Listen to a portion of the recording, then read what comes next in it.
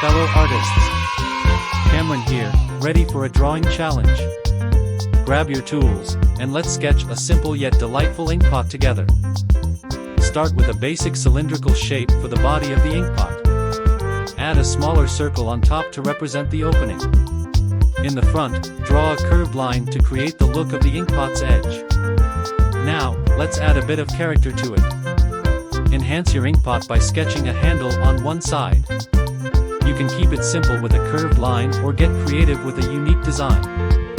Add a subtle shadow beneath to give your inkpot a three-dimensional feel. Feel free to experiment with colors. Inkpots can be various shades, so let your imagination guide you. Whether it's a classic black or a vibrant color that speaks to you, make it your own. Share your inkpot drawings in the comments. I'd love to see your artistic interpretations. If you enjoyed this quick artistic endeavor, consider subscribing for more drawing inspiration. Keep those creative juices flowing, and I'm excited to witness the imaginative wonders you'll create with your inkpot drawing. Until next time, happy drawing!